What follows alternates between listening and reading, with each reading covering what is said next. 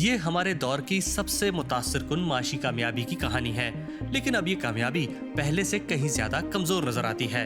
گزشتہ 20 سالوں میں چین نے دنیا بھر میں سب سے تیز ترین رفتار سے اقتصادی ترقی کی۔ اس کی معیشت کا حجم دنیا میں امریکہ کے بعد دوسرے نمبر پر آ گیا۔ چین کی تیزی سے ترقی نے ایسی پیشگوئیوں کو جنم دیا کہ وہ جلد ہی دنیا کی سب سے بڑی معیشت بن جائے گا۔ لیکن اس ملک کی معیشت پر پچھلی 2 دہائیوں میں پہلی مرتبہ سیاہ بادلوں کا سایہ بھی منڈلانے لگا، اور ترقی کی سسروی کے نتیجے میں یہ سوال پیدا ہو گیا کہ کیا چین کبھی امریکہ کو پیچھے چھوڑ سکے گا؟ اس ویڈیو میں ہم چین کی معیشت کو درپیش چند بنیادی مسائل کی نشاندہی کریں گے۔ مثال کے طور پر zero covid policy, labour force کی کمی، برآمدات اور درآمدات میں عدم توازن۔ اس کے ساتھ ساتھ ہم بیجنگ کی ترقی کے لیے خطرہ بننے والے بین الاقوامی عوامل کا بھی جائزہ لیں گے، اور اس سوال کا جواب بھی کھوجیں گے کہ کیا چین اب بھی دنیا کی سب سے بڑی معیشت بننے کی راہ پر گامزن ہے؟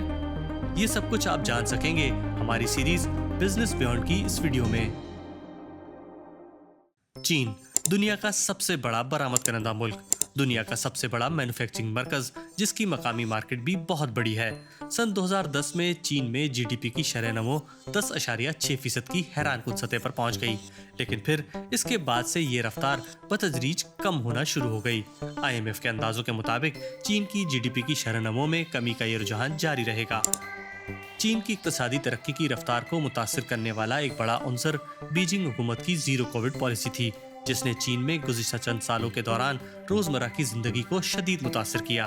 سن 2022 میں جب ایک طرف دنیا کے بیشتر ممالک نے کووڈ کی پابندیوں کو ختم کرنا شروع کیا، تو دوسری طرف چین نے انہیں مزید سخت کرنا شروع کر دیا تھا۔ کورونا وائرس پر قابو پانے کے سخت اقدامات نے چھوٹے کاروباروں کی کمر توڑ دی، اور چین میں کئی فیکٹریاں بند ہونے لگیں۔ نتیجتاً حکومت کی سخت ترین لاک ڈاؤن پالیسیوں کے خلاف غیر معمولی احتجاجی مظاہروں کا سلسلہ بھی شروع ہو گیا۔ دسمبر 2022 میں آخرکار چینی حکومت نے اپنے سخت حفاظتی اقدامات میں نرمی لانا شروع کر دی، لیکن کئی ماہرین کا خیال ہے کہ چین میں زیرو کووڈ پالیسی کا خاتمہ معاشی ترقی کی بحالی کا فوری طور پر سبب نہیں بنے گا۔ The lifting of COVID does not necessarily change or solve China's economic structural problems. معیشت میں بہتری لانے کے لیے بیجنگ حکومت کے ان شارٹ ٹرم اقدامات پر بات کرنے سے قبل یہ ضروری ہوگا کہ ہم پہلے یہ دیکھیں کہ چین کی معیشت آگے کس طرح بڑھی۔ نصف صدی قبل چین ایک دہائی تک سیاسی اور سماجی انتشار سے دوچار رہا تھا۔ ماؤ زیدونگ کے نام نہاد ثقافتی انقلاب کا مقصد ملک کو کیپٹلزم یا سرمایہ دارانہ نظام سے نجات دلانا تھا، لیکن ماؤ زیدونگ کی موت اور ڈینگ زیاؤ پنگ کے عروج کے ساتھ سب کچھ بدل گیا۔ چین عالمی منڈیوں میں داخلے کے لیے کھلے پن کے ساتھ لبرلائزیشن اپنانے کا خواہش مند تھا۔ یہ ملک تبدیل ہونے لگا، شہر، کارخانے اور یونیورسٹیاں بھرنے لگیں، مینوفیکچرنگ، ٹیکنالوجی اور انٹرپرینورشپ کا نیا دور شروع ہو گیا۔ چین کا متوسط طبقہ پروان چڑھنے لگا۔ ڈینگ زیاؤ پنگ کی اصلاحات نے ایک غیر فعال معاشی سپر پاور کو جگا دیا۔ چین کے بنیادی اصلاحات کے منصوبوں نے اس کی معیشت کو عالمی تجارتی قوانین سے ہم آہنگ کیا، اور سن 2001 میں اس کے لیے ورلڈ ٹریڈ آرگنائزیشن کا دروازہ بھی کھول دیا گیا۔ اور اگلے 6 سالوں کے دوران چین کی سالانہ جی ڈی پی کی شرح نمو حیرت انگیز طور پر اوسطاً 12% رہی۔ سستی لیبر اور عالمی معیشت میں انضمام نے چین کے عروج کو ہوا دی، اور یہ سب سے بڑا عالمی برآمد کنندہ یا گلوبل ایکسپورٹر بن گیا۔ پھر 2008 کے عالمی مالیاتی بحران کے دوران یورپ اور امریکہ سے ایکسپورٹ آرڈرز کم ہوتے گئے، چنانچہ چین نے ملازمتیں پیدا کرنے کے لیے اپنی معیشت میں زیادہ سے زیادہ سرمایہ کاری شروع کر دی۔ اس عمل نے چین کی معیشت کو آج درپیش سب سے بڑے خطرات میں سے ایک کی راہ ہموار کی، اور یہ خطرہ ہے قرض۔ چینی حکومت نے اپنی معیشت کو تحفظ دینے کے لیے تعمیراتی شعبے کا سہارا لے لیا، اور اس نے اپنا اثر بھی دکھایا۔ مالیاتی بحران کے باوجود چین میں سرمایہ کاری میں تیزی نے اقتصادی ترقی کو 10% کے قریب برابر رکھا، لیکن بنیادی ڈھانچے کی سرمایہ کاری کے ساتھ معیشت کو سہارا دینے کا مطلب یہ تھا کہ حکومت کو تعمیراتی کام جاری رکھنا پڑے گا۔ چین کا تیز رفتار ریلوے نظام اس کے بنیادی ڈھانچے کی تعمیر و ترقی پر اٹھائے گئے بھاری اخراجات کی عکاسی کرتا ہے۔ یہ ملک دنیا میں اپنے سب سے طویل high speed rail network پر فخر تو کرتا ہے، لیکن یہ بڑھتے ہوئے مالی نقصانات کے باوجود پھیلتا جا رہا ہے، یہاں تک کہ اسے کم آبادی والے علاقوں میں بھی توسیع دی گئی ہے، جہاں اس کی اتنی زیادہ مانگ بھی نہیں ہے۔ اب صورتحال یہ ہے کہ ریلوے نیٹ ورک کی دیکھ بھال کے اخراجات اور ان پر سود کی ادائیگی ریلوے کی آمدنی سے تجاوز کر گئی ہے۔ سن 2008 سے سن 2021 تک چین کا قرض مجموعی قومی پیداوار کے 140% سے بڑھ کر 286% ہو گیا۔ آج چین کا کل قرض اس کی معیشت کے حجم سے تقریباً 3 گنا زیادہ ہے۔ اس قرض کا زیادہ تر حصہ بیجنگ کے کندھوں پر نہیں بلکہ مقامی حکومتوں پر تھا۔ ان مقامی حکومتوں نے بیجنگ کے حکم کے تحت اس قرض کی ادائیگی کے لیے ایک اور شعبے پر انحصار کیا جو پہلے سے ہی مقروض تھا، یعنی ریل اسٹیٹ۔ مقامی حکومتوں نے بیجنگ کے منصوبوں کے لیے رقم جمع کرنے کے لیے ریل اسٹیٹ ڈیولپرز کو سرکاری ملکیتی زمینیں فروخت کرنا شروع کر دیں۔ ڈیولپرز اس پیشکش کا فائدہ اٹھانے کے لیے دوڑ پڑے اور پھر اس پراپرٹی بوم کی شکل میں ایک بڑا ہاؤسنگ ببل بنتا گیا، خاص طور پر چھوٹے چینی شہروں میں جہاں مکانات کی تعمیر نے مانگ کو پیچھے چھوڑنا شروع کر دیا اور اس نے چین کے نام نہاد بھوتوں کے شہر یا گھوسٹ سٹیز کے مسئلے کو جنم دے دیا۔ آج چین کے پاس اتنے خالی اپارٹمنٹس موجود ہیں جہاں فرانس جیسے ایک بڑے یورپی ملک کی پورے کے پوری آبادی کی رہائش کا بندوبست ہو سکتا ہے۔ لہٰذا ریل اسٹیٹ سیکٹر کی تباہی کے خطرے سے بچنے کے لیے حکومت نے پراپرٹی کے کاروبار پر پابندیاں سخت کر دیں۔ ایسے میں کئی بڑے ریل اسٹیٹ ڈیولپرز کا دیوالیہ ہو گیا اور لوگوں کی زندگی بھر کی جمع پونجی خطرے میں پڑ گئی۔ بینکوں کا نقصان ہو رہا تھا اور حکومتیں قرضوں میں ڈوب رہی تھیں، اور اس بڑے خسارے کو کم کرنے کے لیے چین کے حکام کو اخراجات میں کٹوتی کرنی پڑے گی، یعنی انہیں اس حکمت عملی سے پیچھے ہٹنا ہوگا جس نے چین کی معیشت کو پہلے پہل بلندی پر پہنچایا۔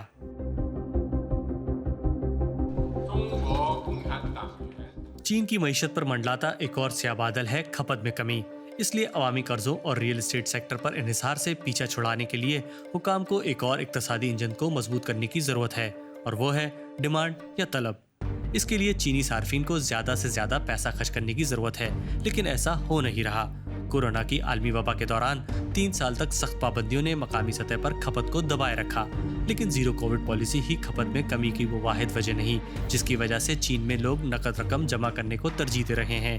چین میں قومی بچت کی شرح دنیا میں سب سے زیادہ ہے، اور تجزیہ کاروں کے خیال میں اس کی ایک بڑی وجہ سماجی تحفظ کا ایک کمزور نظام ہے۔ اور اب جبکہ بیجنگ کی زیرو کووڈ پالیسی کے اثرات کم ہو رہے ہیں، بہت سے تجزیہ کاروں کا خیال ہے کہ ترقی کے ایک نئے باب کے آغاز کے لیے لوگوں کے رقم خرچ کرنے سے متعلق اضطراب کا خاتمہ اشد ضروری ہے۔ مقامی طور پر طلب میں اضافے کی ایک قیمت ہے جسے ادا کرنے کے لیے چینی حکومت فی الحال تیار نہیں ہے۔ چین ایک اور اندرونی مسئلے سے لڑ رہا ہے، اور وہ ہے زیادہ تر آبادی کی تیزی سے بڑھتی عمر اور شرح پیدائش میں ریکارڈ کمی۔ چین میں بچوں کی شرح پیدائش میں ریکارڈ کمی آئی ہے۔ سن 1980 کی دہائی میں چینی خواتین کے ہاں بچوں کی اوسطاً شرح پیدائش 2.7% تھی، جو کہ 2021 میں کم ہو کر 1.2 تک پہنچ گئی۔ یہ شرح موجودہ آبادی کے سائز کو برقرار رکھنے کے لیے درکار شرح سے خاصی کم ہے۔ سن 2023 میں چین کی آبادی میں گزشتہ کئی دہائیوں میں پہلی بار کمی نوٹ کی گئی، اور بھارت چین کی جگہ دنیا کا سب سے زیادہ آبادی والا ملک بن گیا۔ آبادیاتی بحران کی ایک وجہ سن 1980 سے 2015 تک نافذ کی گئی 1 چائلڈ یا ایک بچے کی پالیسی ہے۔ اگرچہ آج کل ایک سے زیادہ بچے پیدا کرنے کی اجازت ہے، لیکن بہت سے نوجوان اب بھی بڑے خاندان یا ایک بھی بچہ پیدا کرنے سے کتراتے ہیں، اور اس کی بڑی وجہ عموماً تعلیم مکمل کرنے کے بعد کیریئر پر توجہ دینا ہے۔ اور پھر چین کے بڑے شہروں میں بچوں کی پرورش کے اخراجات بھی کافی زیادہ ہوتے ہیں۔ چین کی آبادی اپنے مستقبل کے حوالے سے ایک اہم موڑ پر ہے۔ اسے اپنے تیز ترین اقتصادی عروج کے دوران بڑھتی آبادی سے بے پناہ فائدہ بھی ہوا، کیونکہ اس کے پاس اپنی فیکٹریوں کے عملے کے لیے بڑی تعداد میں لیبر فورس موجود تھی۔ لیکن اب یہ صورتحال بدل رہی ہے۔ سکڑتی ہوئی آبادی کا مطلب ہے کہ کم ورکرز اور مزدوروں کی کمی کے نتیجے میں اجرتیں بھی بڑھ جاتی ہیں۔ ماہرین خبردار کرتے ہیں کہ اس وجہ سے چین کو اپنی سستی درآمدات سے دنیا کی مانگیں پوری کرنے میں مشکل پیش آئے گی، اور دوسری جانب ملک میں بڑھتے معمر افراد کی تعداد پہلے سے خستہ حال پینشن سسٹم پر مزید دباؤ ڈالے گی۔ آبادی میں تبدیلی ایک طویل مدتی رجحان ہے، لہٰذا چینی حکومت کے پاس ابھی بھی اس کا حل نکالنے کا وقت ہے، جیسے کہ بیجنگ نے پہلے ہی 3 بچوں کی پالیسی اپنا لی ہے، جس میں زچگی کے بہتر فوائد، سستی تعلیم اور بچوں کی دیکھ بھال بھی شامل ہیں۔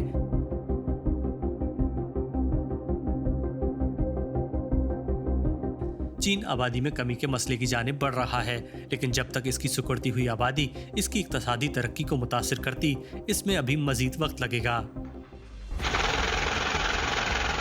اقتصادی ترقی کو خطرہ صرف داخلی صورتحال سے ہی نہیں بلکہ جن بین الاقوامی حالات نے ماضی میں چین کی معاشی ترقی میں کردار ادا کیا تھا وہ بھی اب تبدیل ہو رہے ہیں۔ آج جب دنیا میں عالمی معیشت سست روی کا شکار ہے اور مضبوط معیشتوں کو بھی بڑھتی ہوئی افراط زر کا سامنا ہے، ایسے میں چینی مصنوعات کی مانگ میں بھی کمی آئی ہے۔ چینی اشیاء اور خدمات کی برآمدات سن 2006 میں جی ڈی پی کے 36% کے مقابلے میں 2021 میں کم ہو کر 36 سے 20% تک پہنچ گئیں۔ ایک اور اہم عنصر یہ ہے کہ دنیا ایک ایسے مستقبل کی جانب گامزن ہے جہاں شاید انضمام سے زیادہ علیحدگی کو ترجیح دی جائے گی، اور دنیا کے دو اقتصادی سپر پاورز ایک اسٹریٹجک مقابلے میں جکڑے ہوئے ہیں۔ اس رجحان میں کورونا کی عالمی وبا کی وجہ سے بھی تیزی آئی جس نے باہمی انحصار کی عملی قیمت کو نمایاں کر کے رکھ دیا۔ اکتوبر 2022 میں امریکہ نے پابندیوں اور قواعد و ضوابط کا ایک ایسا سلسلہ متعارف کرایا جو صرف چینی باشندوں اور کمپنیوں کو ہی نشانہ نہیں بناتے بلکہ ایک پوری صنعت کو متاثر کرتے ہیں۔ چین دنیا میں سیمی کنڈکٹرز کا سب سے بڑا پروڈیوسر ہے۔ وہ بہت سی دوسری مصنوعات میں استعمال ہوتے ہیں جو چینی بناتے ہیں، مثال کے طور پر آٹو موبائل۔ تکنیکی طور پر وہ اتنے قابل نہیں ہیں کہ حقیقی اور اعلیٰ کوالٹی کے چھوٹے سیمی کنڈکٹرز کا مقابلہ کر سکیں، لیکن وہ درمیانی ٹیکنالوجی کے سیمی کنڈکٹرز کی ایک بڑی مقدار پیدا کرتے ہیں۔ اب امریکہ نے چین کو جدید ترین سیمی کنڈکٹرز بنانے والے آلات کی فروخت پر پابندی لگا دی ہے۔ ایڈوانس سیمی کنڈکٹرز کے بغیر آپ کے پاس ٹیکنالوجی کے جدید قسم کے شعبے میں بہت زیادہ مواقع نہیں بچتے۔ دونوں ممالک کے درمیان سپلائی چین اور اقتصادی باہمی انحصار کو کس حد تک کم کیا جائے گا یہ فی الحال واضح نہیں ہے، لیکن ایک بات یقینی ہے کہ جس ماحول نے کبھی چین کو پنپنے دیا تھا آج وہی اس کی راہ کی رکاوٹ بن گیا ہے۔ بہرحال چین اس کا مقابلہ کرنے کے لیے اپنی تکنیکی صلاحیت کو ترقی دینے کی کوشش کر رہا ہے، خاص طور پر ایسے چینی سائنسدانوں کی مدد سے جو امریکہ یا دیگر مغربی ممالک میں تربیت حاصل کر کے ملک میں واپس لوٹے ہیں۔ اس ویڈیو کے آغاز میں ہم نے پوچھا تھا کہ کیا چین اب بھی دنیا کی سب سے بڑی معیشت بننے کی راہ پر گامزن ہے؟ ماہرین کی زبان میں اس کا جواب کچھ یوں دیا جا سکتا ہے کہ چین کے لیے جو ترقی کا ماڈل سن 1990 اور 2000 کی دہائیوں کے دوران اچھی طرح کام کر رہا تھا وہ اب ان کے لیے بالکل مؤثر نہیں رہا۔ یعنی ایک ابھرتی ہوئی معیشت کے طور پر چین کی تیزی سے ترقی اربنائزیشن، آبادی میں اضافے اور مینوفیکچرنگ میں اپ گریڈ کی وجہ سے ہوئی تھی، لیکن اب چونکہ یہ اقتصادی منصوبے سست پڑ گئے ہیں تو ان کے متبادل منصوبوں کی ضرورت ہے۔ تاہم تجزیہ کاروں کو یقین ہے کہ چینی پالیسی سازوں کے ہاتھوں میں ایک نئی طرح کی اقتصادی ترقی کے لیے ضروری لوازمات اب بھی موجود ہیں۔ چین کو بہت زیادہ فائدہ ہوگا اگر وہ ایسی پالیسیوں پر عمل پیرا ہو سکے جس سے ترقی کی توجہ ریئل اسٹیٹ اور انفراسٹرکچر میں سرمایہ کاری کے بجائے صارفین کی طرف سے رقم خرچ کرنے اور اس کے بدلے ان کے لیے خدمات کی طرف دی جائے۔ چین کی معیشت ایک ایسے مقام پر کھڑی ہے جہاں اس کے دنیا کی سب سے بڑی معیشت بن جانے سے متعلق تجزیہ کاروں کی رائے منقسم ہے۔ So, if China does not make it, that's the point. اگر چین 2027 یا 2028 سے پہلے امریکہ سے آگے نہیں نکل پاتا تو میری رائے میں وہ ایسا کبھی نہیں کر سکے گا کیونکہ اس کی ترقی اتنی مضبوط نہیں ہوگی۔